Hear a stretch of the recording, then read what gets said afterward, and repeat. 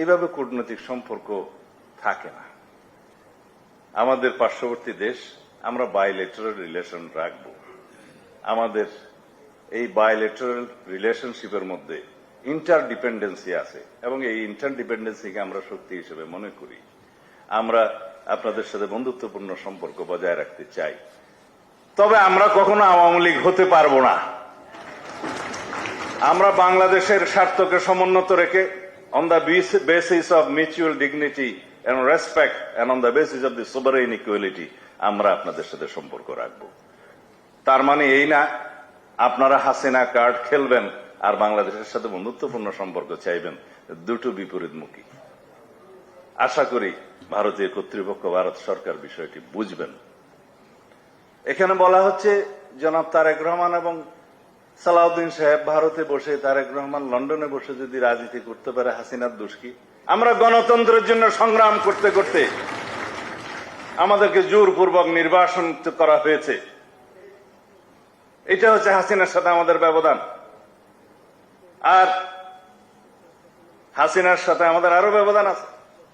ভারতের পার্লামেন্টে জয়শঙ্কর সাহেব বক্তৃতা দিলেন যে বাংলাদেশের সাবেক প্রধানমন্ত্রী ভারতে আশ্রয় নিয়েছে, তিনি যোগাযোগ করেছেন, তিনি পালিয়ে গিয়েছেন এবং হিন্ডন এয়ারপোর্টে আপনাদেরই একজন মন্ত্রী পর্যায়ের মানুষ, নেতা, তাকে অভ্যর্থনা জানিয়েছেন।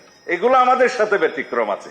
আর আমাদেরকে বস্তাবন্দি করে হাত পা চোখ বেঁধে তারপরে বস্তা সহকারে ওখানে ফেলে দিয়েছেন, এই ব্যতিক্রমগুলো আছে। হাসিনা তো বাংলাদেশের পার্লামেন্টে ইলেজিটিমেট প্রধানমন্ত্রী হলেও কিছু বক্তব্য দিয়েছে তো এই দেশের ইতিহাসে, যেগুলো লিখিত হয়ে আছে। আজকে 8ই আগস্ট, 5ই আগস্ট উপলক্ষে আয়োজিত এই সভার সম্মানিত সভাপতি, উপস্থিত বন্ধু রুহুল কবির রিজভী, যার পরিচয়ের কোনো প্রয়োজন নেই, শিক্ষক নেতৃবৃন্দ, প্রায় সকল বিশ্ববিদ্যালয়ের ভাইস চ্যান্সেলর এবং সিনিয়র প্রফেসর সেখানে আছেন। আমারও দুই একজন বৃদ্ধ বন্ধু এখানে আছে, এখনো বিশ্ববিদ্যালয়ে চাকরিতে আছে, আগামী বছর থেকে সম্ভবত থাকবে না, 65 পার হয়ে গেল। দুপুর 1:15। আপনাদের বক্তব্য শোনার আগ্রহ আছে কিনা জানি না, আমি শুনতে শুনতে এখন আমার দেওয়ার কোন আগ্রহ তেমন নাই।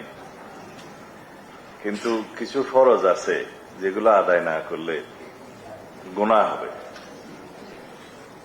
তার প্রথম হচ্ছে 2024-এর 8ই আগস্ট ইন্টারিম গভর্নমেন্ট গঠিত হয়। সেই গভর্নমেন্টের আইনি ভিত্তি, রাজনৈতিক বৈধতা, গণ অভ্যুত্থানের অভিপ্রায়, এ নিয়ে কয়েকটা লাইন বলতে হবে। এগুলো মহাবিতর্কের বিষয়। 2 বছর হয়েছে ছাত্র গণ অভ্যুত্থানের। প্রথম বছর থেকে সংস্কার কমিশন, জাতীয় ঐকমত্য কমিশন, বিভিন্ন সংস্কার পরিষদ, এই বৈঠকগুলোতে আন্দোলনের এই অংশীদার 2-3টি সংগঠনের পক্ষ থেকে এর বৈধতা নিয়ে প্রশ্ন তোলা হয়েছিল। তারা নিজেরাই বলেছিলেন ইন্টারিম গভর্নমেন্টের সাংবিধানিক বৈধতা কি। তারা নিজেরা প্রশ্ন তুলেছিলেন যে সংবিধানের অনেক আর্টিকেল অ্যাব্রোগেটেড হয়ে গেছে, তার কি হবে। তাদের পিছনে রাজনৈতিক উদ্দেশ্য ছিল একটা, যে কোনোভাবে বিভ্রান্ত সৃষ্টি করে ইন্টারিম গভর্নমেন্টের হায়াত যেন বৃদ্ধি করা যায় এবং মাঝখানে তারা রাজনৈতিক ফায়দা লুটে, দীর্ঘায়িত হয়, পারলে 5 বছর থাকে নিরাপদে। ইন্টারিম গভর্নমেন্ট খায়েশ প্রকাশ করেছিল যে জনগণ চায় যেন আমি 50 বছর থাকি, সেই রকম বক্তব্য দেয়া হয়েছিল। কিন্তু তারা ভুলে গিয়েছেন এই অর্জন 5ই আগস্টের অর্জন। এটা সারা বাংলাদেশের গণতন্ত্রকামী মানুষের আরাধনা ফল, ধারাবাহিক 17 বছরের দীর্ঘ সংগ্রামের ফসল। এটাকে রাজনীতিকীকরণ করা হচ্ছে একটা ভুল পদ্ধতি বা ভুল অভিপ্রায়। তারা বলেছিলেন জনগণের অভিপ্রায় অনুসারে তারা বিপ্লবী সরকার গঠন করতে চায়। হ্যাঁ, অভিপ্রায় অনুযায়ী যদি বিপ্লবী সরকার গঠন করতে চাইতো তাহলে সংবিধানের 106 ধারার আশ্রয় না নিয়ে শহীদ মিনারে যে শপথ নিলেই হতো, সেই ট্রেন তো তারা তখন মিস করেছে। কিন্তু প্রকৃত অর্থে কি সেটা বিপ্লব ছিল? বিপ্লব তো ছিল না। মানুষের গণতান্ত্রিক আকাঙ্ক্ষাকে বৈষম্য বিরোধী ছাত্র আন্দোলনের নেতৃত্বে যখন মানুষ সংগ্রাম করলেন সেই আকাঙ্ক্ষা বাস্তবায়নের জন্য, তারা তখন চেয়েছিলেন গণতন্ত্র মুক্ত হোক, তারা তখন চেয়েছিলেন তাদের অধিকার মুক্ত হোক, তারা বাংলাদেশের সমস্ত গণতান্ত্রিক অধিকার, মানুষের গণতান্ত্রিক অধিকারকে ফিরে পেতে চেয়েছিলেন। বিপ্লব তো সমাজ পরিবর্তনের জন্য হয়, অর্থনৈতিক সিস্টেম পরিবর্তনের জন্য হয়, সামাজিক পদ্ধতি পরিবর্তনের জন্য হয়। সেই জন্য বাংলাদেশের মানুষ তো সংগ্রাম করেনি, আন্দোলন করেনি। আমরা চেয়েছিলাম আমাদের ভোটের অধিকার ফেরত আসুক, আমরা চেয়েছিলাম আমাদের সমস্ত গণতান্ত্রিক অধিকার, সাংবিধানিক অধিকার আমরা ফিরে পাই, যে অধিকারগুলোকে বিলুপ্ত করে দেয়া হয়েছিল। একটা নির্বাচিত সরকার যে স্বৈরতান্ত্রিক আচরণ করতে পারে, অটোক্রেট হয়ে উঠতে পারে, পৃথিবীতে ইতিহাস অনেক নজির আছে। হিটলার যখন নির্বাচিত হয়েছিলেন তখনও সেটা নির্বাচিত সরকার ছিল, কিন্তু হিটলার তো হিটলার হয়ে উঠলেন, তার নির্বাচনের মধ্য দিয়ে নির্বাচিত হিটলার হয়ে উঠলেন এবং সারা পৃথিবীকে ধ্বংস করে দিলেন। তার বিচার হয়েছে, মৃত্যুর পরে তাকে তো আর পাওয়া যায়নি, আত্মহত্যা করেছে। কিন্তু নুরেমবার্গ ট্রাইব্যুনাল তো হয়েছে, সেখানে দলের বিরুদ্ধে বিচার হয়েছে, ব্যক্তির বিরুদ্ধে বিচার হয়েছে। পৃথিবীতে ইতিহাস আছে, নজির আছে। আমরাও আওয়ামী লীগের বিরুদ্ধে বিচারের কথা বলছি সংগঠন হিসেবে। সেই সংগঠনের ভাগ্য নির্ধারিত হবে আদালতে। সেই আইনটা করা হয়েছে, আর্টিকেল 47 অনুসারে সেই আইনটা করা হয়েছে। আইসিটি অ্যাক্টে সেটা আছে। সন্ত্রাস বিরোধী আইনে তাদের কার্যক্রম নিষিদ্ধ করা হয়েছে বটে, কিন্তু রাজনৈতিক দল হিসেবে নিষিদ্ধ হবে কি হবে না, তার বিরুদ্ধে রাজনৈতিক দলের অন্যান্য কোনো পানিশমেন্ট হবে কি হবে না, দীর্ঘ সময়ের জন্য বা অল্প সময়ের জন্য স্থগিত হবে কি হবে না, এই বিধানগুলো সেখানে দেয়া আছে। এবং তাদের সমস্ত সম্পত্তি বাজেয়াপ্ত হবে কিনা সেটাও ওখানে বলা আছে সেই আইনে। তদন্ত হচ্ছে, আমরা আশা করি খুব শীঘ্র সে তদন্ত শেষ করতে পারব। ব্যক্তি হিসেবে শেখ হাসিনা এবং তার দোসরদের বিচার চলমান, কিছু বিচার সমাপ্ত হয়েছে, আরো অনেকগুলো এখন ফরমাল চার্জ গঠনের মধ্য দিয়ে বিচার প্রক্রিয়া শুরু হবে। আমি প্রসঙ্গক্রমে এই কথাগুলো মাঝখানে বললাম, কিন্তু আমাদের যারা বন্ধুরা, যারা গণতান্ত্রিক আন্দোলনে দীর্ঘদিনের সঙ্গী ছিল, কখনো কখনো তারা লুকিয়ে বা অন্যভাবে আন্দোলনে শরীক ছিল, প্রকাশ্যে তারা মাঠে ময়দানে খুব বেশি আন্দোলন করেনি। আমি যাদের কথা বলছি আপনারা অনুমান করে না। অনেকে অনেক রকম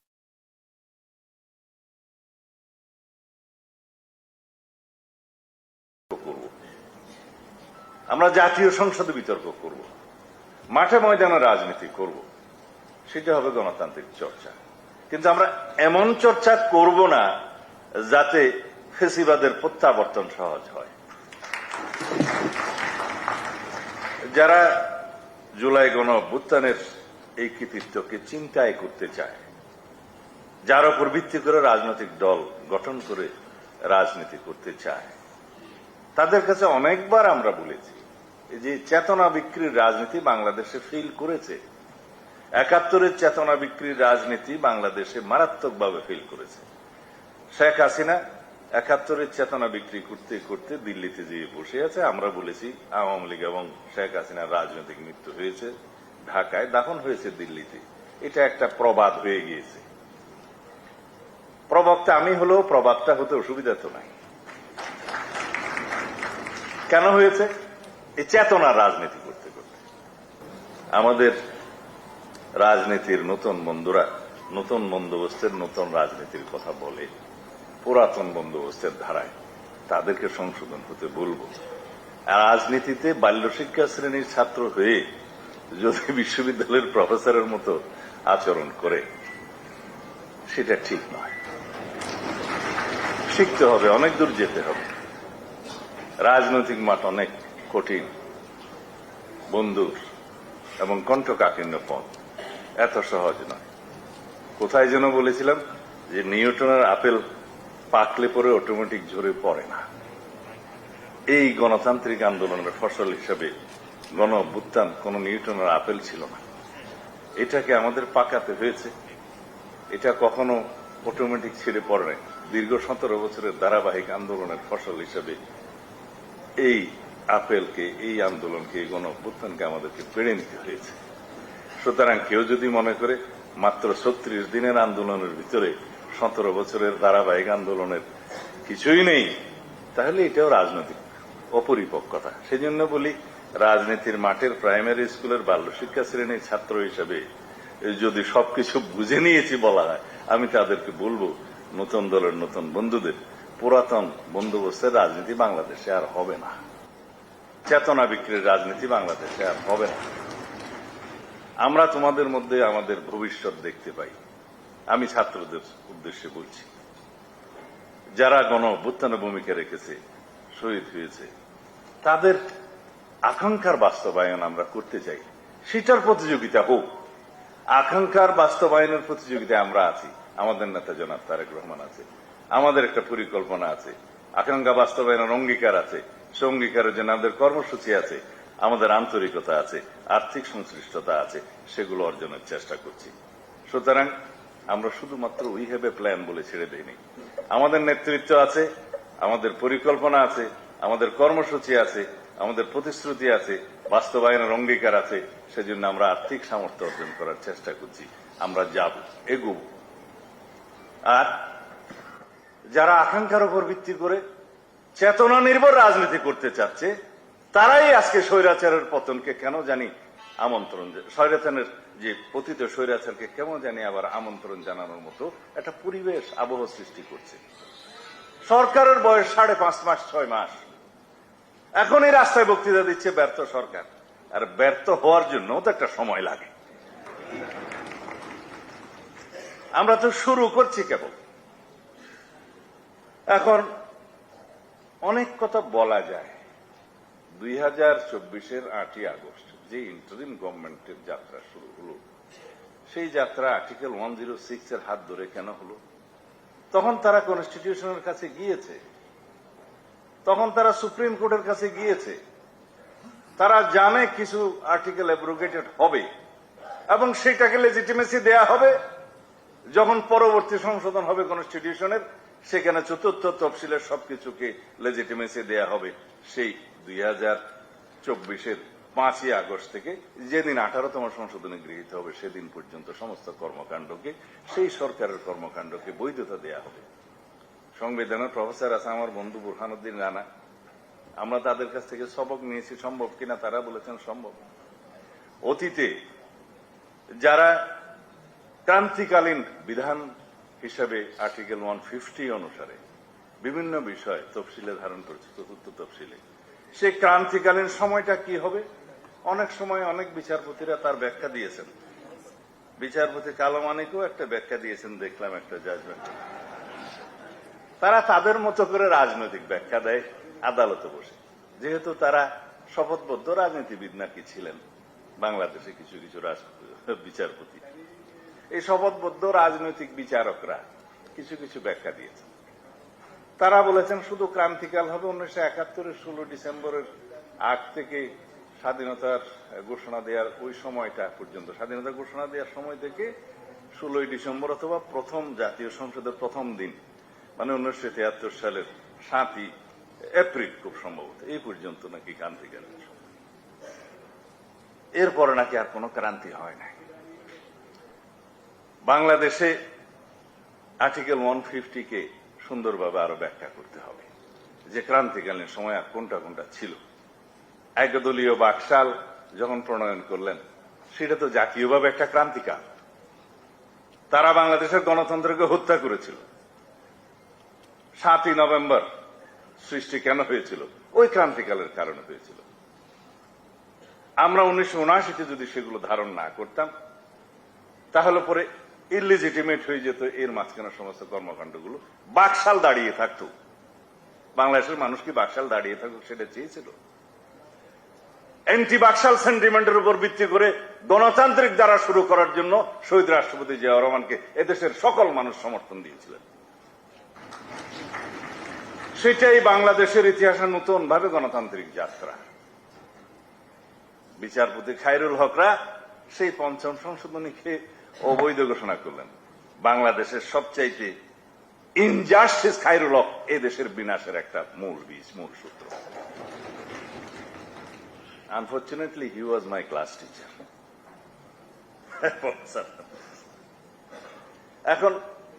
এখনো বোধহয় জেলে আছে। তারপরের ইতিহাস আপনারা জানেন। এই 1979 থেকে 2024 পর্যন্ত যতবারই গণতন্ত্র বিলুপ্ত হওয়ার পথে গিয়েছে, হুমকির পথে গিয়েছে, ততবারই দেশনেত্রী বেগম খালেদা জিয়া এবং পরবর্তীতে আমাদের নেতা জনাব তারেক রহমানের হাত ধরে গণতন্ত্রের মুক্তি হয়েছে। দেশনেত্রী বেগম খালেদা জিয়া তার অবিরাম সংগ্রামের কারণে আপসীন দেশনেত্রী, তখন আপসীন নেত্রী বলতেন, দেশনেত্রী তারপরে খেতাব হয়েছে, খেতাব পেলেন। 90 গণতন্ত্র মুক্ত হল। বহুদলীয় গণতন্ত্রের পথে আরেকটা মাত্রা যুগ হলো, আমরা সংসদীয় গণতন্ত্রের পথে আসলাম, তাও দেশনেত্রী বেগম খালেদা জিয়ার সময়। তারপরে কেয়ারটেকার সরকার আসলাম, তাও তার সময়। এরপরে 2001 সালের গভর্নমেন্টের পরে বিভিন্ন ষড়যন্ত্রের কারণে বাংলাদেশে 111-এর সৃষ্টি হল। সেই 111-এর বেনিফিশিয়ারি কে? ফ্যাসিস্ট শেখ হাসিনা। সেই 111 এবং ফ্যাসিস্ট শেখ হাসিনা, তাদের মধ্যে যোগসূত্র আছে। তারা কেউ এখন বিদেশে আছে এবং শেখ হাসিনা অবশ্য তার নিজ দেশে প্রত্যাবর্তন করেছে। কারণ আওয়ামী লীগের আবার অনেক প্রত্যাবর্তন দিবস আছে, তার পিতার আছে, তার ছেলের আছে, তার মেয়ের আছে, তার নিজের আছে, খালি প্রত্যাবর্তন করে। কিন্তু এইবার সঠিকভাবে প্রত্যাবর্তন করেছে, এটা নিজ দেশে প্রত্যাবর্তন। এখন ওখান থেকে কথা বলছে। আমি দুই একটা পত্রিকা আজকে বসে বসে দেখছিলাম, কালকে সময় পাইনি, আমি বিভিন্ন জায়গায় সফরে ছিলাম। এইখানে আমাকে আমার নেতা জনাব তারেক রহমানকে নিয়ে একটা ভারতীয় সাংবাদিক সুবীর ভৌমিক মনে হয় অনেক লম্বা লম্বা কথা বলেছে, যে ভারতে বসে সালাউদ্দিনের রাজনীতি করা নিয়ে প্রশ্ন সুবীর ভৌমিকের। আমাকে ইন্টারভিউ করতে চেয়েছিল এই পত্রিকা, আমি সময় পাইনি রাত্রে। তারপরে হাসিনাকে ঘিরে ঢাকা দিল্লি সম্পর্কে নতুন উত্তেজনা, প্রথম আলো। আসলে আমার দেশ আর প্রথম আলো যদি দুইটা একসাথে পড়া যায় আর কি, তাহলে আপনি সব ধরনের নিউজ পাবেন। ওইখানে লিখছে, প্রথম আলোতে লিখছে ভারতীয় মুখপাত্র একজন, যে বাংলাদেশে ডিউলি কনস্টিটিউটেড গভর্নমেন্টের, লেজিটিমেট গভর্নমেন্টের বিরুদ্ধে যা কিছু শেখ হাসিনা একটা প্ল্যাটফর্ম মিটিং এ বলেছে, সেটা ভারত সমর্থন করে না। কিন্তু ভারত কি তাকে বারবার মিটিং করতে দিয়ে একটা সমর্থন করে? তারপরে বলবে উনি যা বলেছে তার সাথে আমরা নাই। এইভাবে কূটনৈতিক সম্পর্ক থাকে না। আমাদের পার্শ্ববর্তী দেশ, আমরা বাইলেটারাল রিলেশন রাখব। আমাদের এই বাইলেটারাল রিলেশনশিপের মধ্যে ইন্টারডিপেন্ডেন্সি আছে এবং এই ইন্টারডিপেন্ডেন্সিকে আমরা শক্তি হিসেবে মনে করি। আমরা আপনাদের সাথে বন্ধুত্বপূর্ণ সম্পর্ক বজায় রাখতে চাই। তবে আমরা কখনো আওয়ামী লীগ হতে পারবো না। আমরা বাংলাদেশের স্বার্থকে সমুন্নত রেখে on the basis of mutual dignity and respect and on the basis of the sovereign equality আমরা আপনাদের সাথে সম্পর্ক রাখব। তার মানে এই না আপনারা হাসিনা কার্ড খেলবেন আর বাংলাদেশের সাথে বন্ধুত্বপূর্ণ সম্পর্ক চাইবেন, দুটো বিপরীতমুখী। আশা করি ভারতীয় কর্তৃপক্ষ, ভারত সরকার বিষয়টি বুঝবেন। এখানে বলা হচ্ছে জনাব তারেক রহমান এবং সালাউদ্দিন সাহেব ভারতে বসে, তারেক রহমান লন্ডনে বসে যদি রাজনীতি করতে পারে, হাসিনার দোষ কি? হ্যাঁ, হাসিনার দোষ আছে। আমরা কেউ ফেসিবাদী ছিলাম না। আমরা গণতন্ত্রের জন্য সংগ্রাম করতে করতে আমাদেরকে জোরপূর্বক নির্বাসন করা হয়েছে। এটা হচ্ছে হাসিনার সাথে আমাদের ব্যবধান। আর হাসিনার সাথে আমাদের আরো ব্যবধান আছে। ভারতের পার্লামেন্টে জয়শঙ্কর সাহেব বক্তৃতা দিলেন, যে বাংলাদেশের সাবেক প্রধানমন্ত্রী ভারতে আশ্রয় নিয়েছে, তিনি যোগাযোগ করেছেন, তিনি পালিয়ে গিয়েছেন এবং হিন্ডন এয়ারপোর্টে আপনাদেরই একজন মন্ত্রী পর্যায়ের মানুষ নেতা তাকে অভ্যর্থনা জানিয়েছেন। এগুলো আমাদের সাথে ব্যতিক্রম আছে। আর আমাদেরকে বস্তাবন্দি করে হাত পা চোখ বেঁধে তারপরে বস্তা সহকারে ওখানে ফেলে দিয়েছে, এই ব্যতিক্রমগুলো আছে।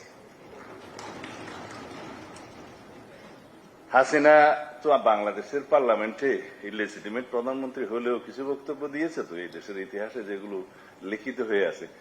তিনি বলেছিলেন, আপনাদের সবার মনে আছে, যে ভারতকে যা দিয়েছেন তা নাকি চিরদিন মনে রাখবে।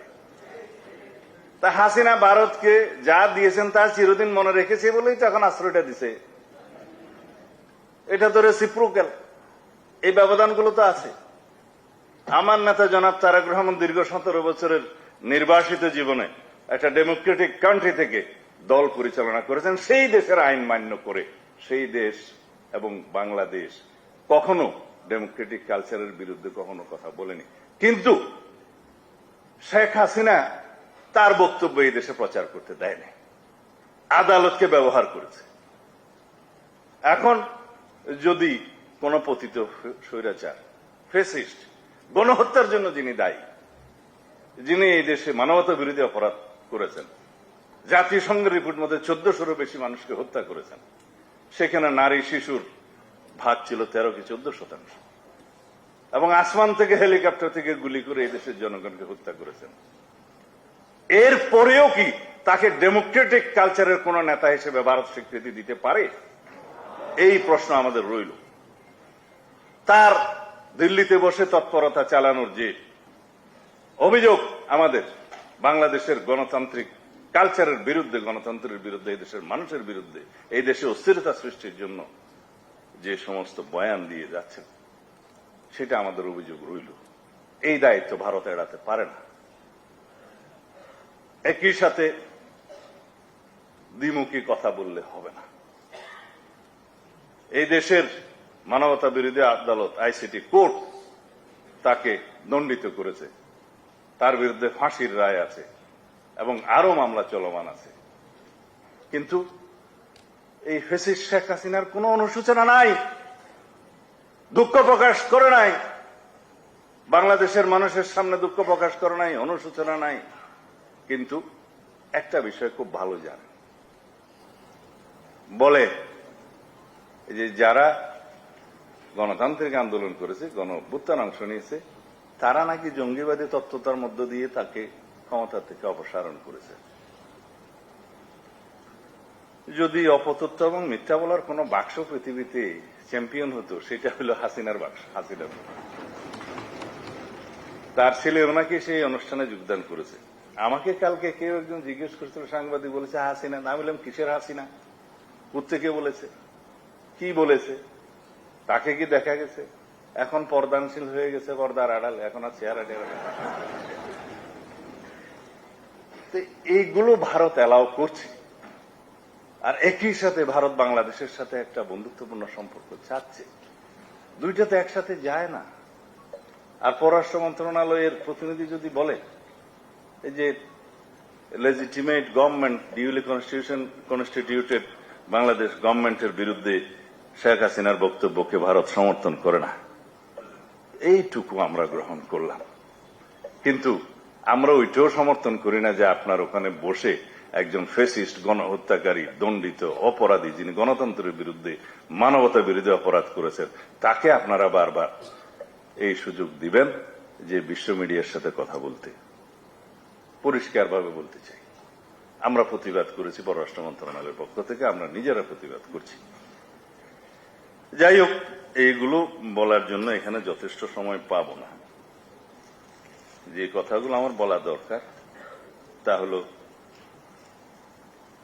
শহীদ মুগ্ধের ভাই স্নিগ্ধ কি বলেছে, আমার শহীদ জননী সাজিদের মা কি বলেছে, আমার প্রতিবেশী, আমার গ্রামের বাসিন্দা শহীদ ওয়াসিম আকরামের পিতা শফি কি বলেছে, আবু সাইদের ভাই রুবেল কি বলেছে, তাদের বক্তব্যের জবাব আমাদের কি, তাই আজকে প্রতিবাদ্য বিষয়। আমরা সেই অঙ্গীকারগুলো বাস্তবায়ন করব কিনা। স্নিগ্ধ খুব ভালো বক্তা, রক্ত তাদেরকে বিখ্যাত বক্তা বানিয়ে দিয়েছে। আমি চীন মৈত্রী সম্মেলন কেন্দ্রে দেখেছি আমার এক শহীদ জননী অগ্নিঝরা বক্তব্য দিচ্ছে, সাধারণ গৃহিণী থেকে গ্লোবাল র্যাঙ্কের বক্তা হয়ে গেছে। তাদের সন্তানের রক্ত তাদেরকে প্রতিবাদী করেছে, অনলবর্ষী বক্তা বানিয়ে দিয়েছে। সামান্য কোনো মানুষ নয় তারা এখন। তাদের আকুতির মূল্য আমাদেরকে দিতে হবে। আমরা তাদের আকাঙ্ক্ষা, শহীদের আকাঙ্ক্ষা বাস্তবায়ন করতে হবে। কিভাবে করব? স্নিগ্ধ বলে গেছে পলিটিক্যাল কালচার পাল্টাতে হবে। পলিটিক্যাল কালচার তো আমরা পাল্টাতে চেয়েছি।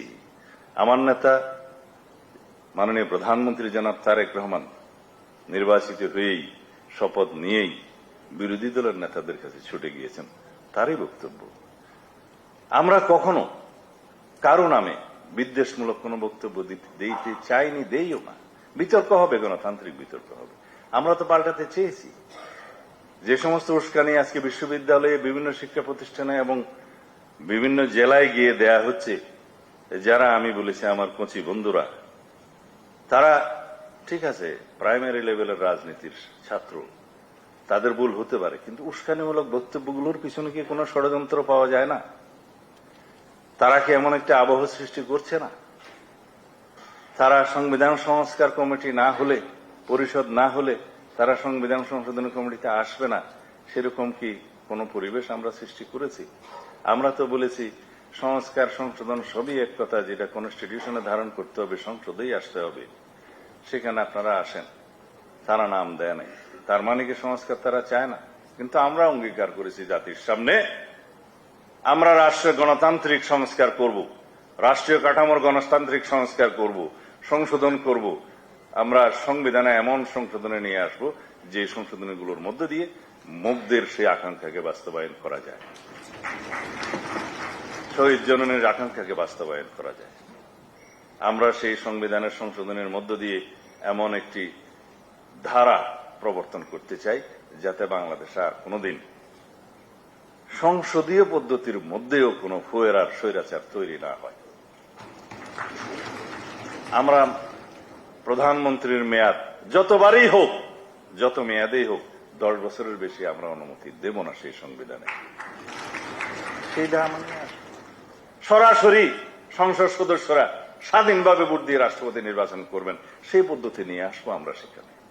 তবে এইবার হচ্ছে না, কারণ এখনো সংবিধানটা সংশোধিত হয়নি।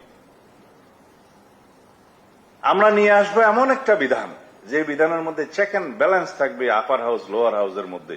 যদিও আপার হাউসের আমরা যেহেতু সরাসরি নির্বাচিত নয়, সেখানে সংবিধান সংশোধনের বিষয়টা আমরা দিতে চাই না।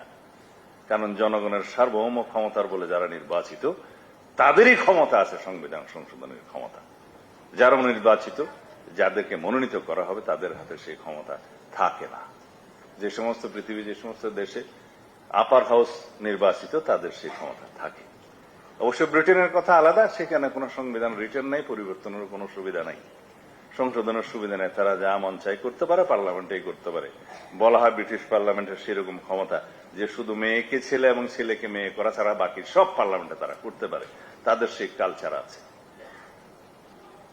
আমরা সেই পরিবর্তনের আকাঙ্ক্ষা, শহীদের আকাঙ্ক্ষা, গণমানুষের প্রত্যাশা বাস্তবায়ন করতে চাই। আমরা বাস্তবায়ন করতে চেয়েছি কিনা, ইনিশিয়েটিভ নিয়েছি কিনা, সেটাই জনগণ বিচার করবে। আর যদি আমরা তা না করি, বাংলাদেশে আমাদের রাজনীতি করার অধিকার থাকবে না। এটা চূড়ান্ত কথা। কারণ 24 আমাদেরকে অনেক কিছু শিখিয়েছে। এই গণ অভ্যুত্থান বাংলাদেশের মানুষের চোখ খুলে দিয়েছে। তারা রক্ত দিতে শিখে গেছে। আবু সাইদের মতো জওয়ান যেদিন 2 হাত খুলে বুকের ছাতি খুলে দিয়েছিল, সেদিন আমি নির্বাসিত জীবনে বুঝে নিয়েছিলাম বাংলাদেশের মুক্তি হবে। সেদিন আমি টেলিফোনে আমাদের বর্তমান অস্থায়ী রাষ্ট্রপতি মাননীয় স্পিকার মেজর হাফিজের সাথে কথা বলছিলাম। আমি বলছিলাম, আপনার অনুভূতি কি? তিনি বললেন, আমি মুক্তিযুদ্ধ করেছি, সরাসরি যুদ্ধ করেছি, আহত হয়েছি, রক্ত দিয়েছি, তখন দেখেছিলাম বাংলাদেশের মুক্তি হবে। আর আজকে তোমাকে বলছি, এদেশের ছাত্র জনতা যখন রক্ত দিতে শিখে গেছে, এই জাতির মুক্তি হবে।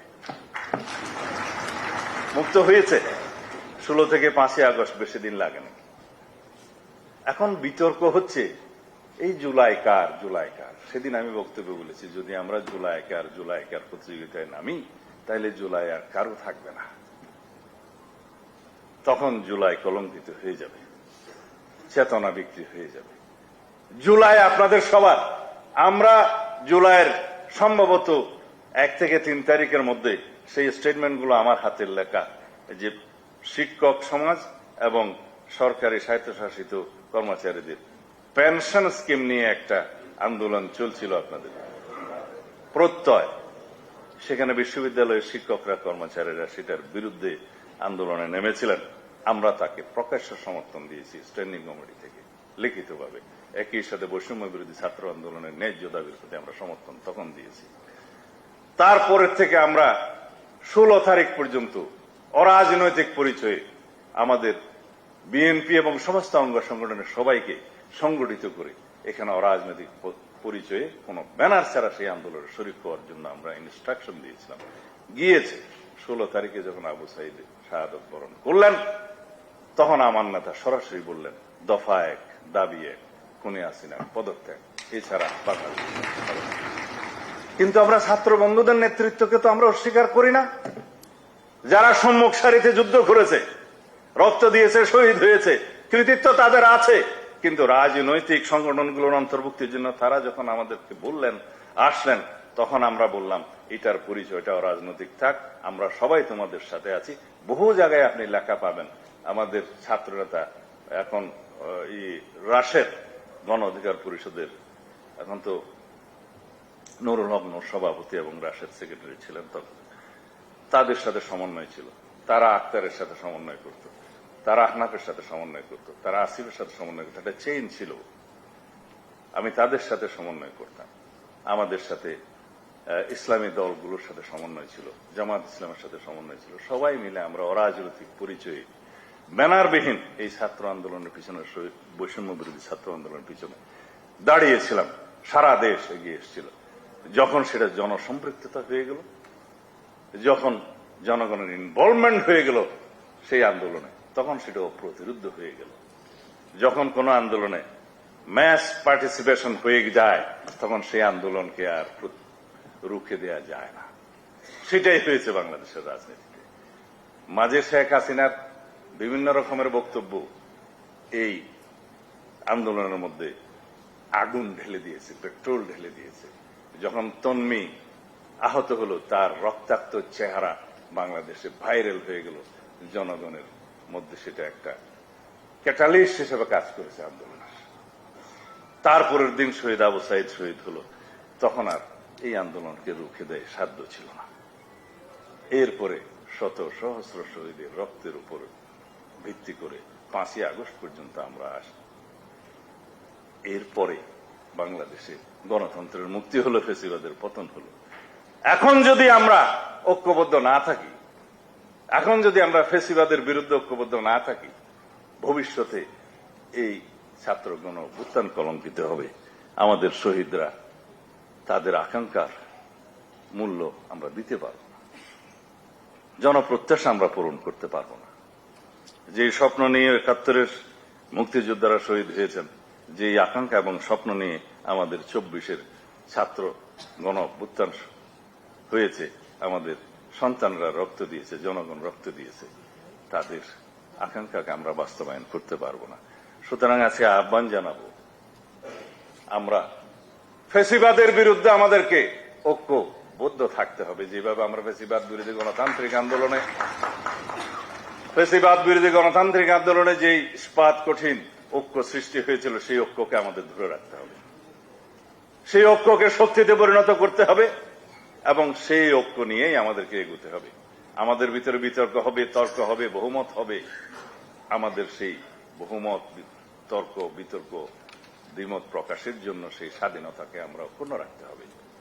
আমরা আমাদের বিরোধিতা করার জন্য আমরা আহ্বান জানাবো আমাদের সকল পক্ষকে, দ্বিমত পোষণ করার জন্য আহ্বান জানাবো, বহুমত আমরা পোষণ করব, কিন্তু স্বৈরাচার এবং ফ্যাসিবাদের প্রশ্নে আমাদেরকে ঐক্যবদ্ধ থাকতে হবে। বাংলাদেশের গণতন্ত্রকে রক্ষা করার জন্য ঐক্যবদ্ধ থাকতে হবে। আমরা যেন এমন আচরণ না করি আমাদের ঐক্যে ফাটল ধরে। আমরা সেই ঐক্যকে ধরে রাখার জন্য, ঐক্যবদ্ধ থাকার জন্য যারা জাতীয় সংসদে প্রতিনিধিত্ব করছেন তাদেরকে এবং সংসদের বাইরে সকল রাজনৈতিক দলকে আহ্বান জানাবো, আসুন আমরা ফ্যাসিবাদ বিরোধী গণতান্ত্রিক ঐক্যকে আরো শক্তিশালী করি এবং এই ঐক্যকে নিয়েই আমরা এগিয়ে যাই। আমরা জাতীয় ঐক্যতে, জাতীয় প্রশ্নে সবসময় যেন ঐক্যবদ্ধ থাকি এবং ফ্যাসিবাদ আওয়ামী ফ্যাসিস্ট গোষ্ঠীর প্রশ্নে সমগ্র জাতি যেন আমরা ঐক্যবদ্ধ থাকি, এই আহ্বান করব। অন্যথায় দেশি বিদেশি ষড়যন্ত্র থাকবে। এই শেখ হাসিনা আমাদের এই দুর্বলতাকে কাজে লাগিয়ে কোন সময় এই ফ্যাসিবাদী শক্তি প্রত্যাবর্তনের চেষ্টা করবে। সেটা যদি হয়, বাংলাদেশের স্বাধীনতা, সার্বভৌমত্ব, গণতন্ত্র কিছুই আর নিরাপদ থাকবে না। আমরা কি তা চাই? আপনারা বিশ্ববিদ্যালয়ে এমন একটা পরিবেশ বজায় রাখার চেষ্টা করুন যাতে বর্তমানে যে সমস্ত উস্কানি দিচ্ছে সেই উস্কানিতে যেন আপনারা এবং আমাদের ছাত্র বন্ধুরা যেন পা না দেয়।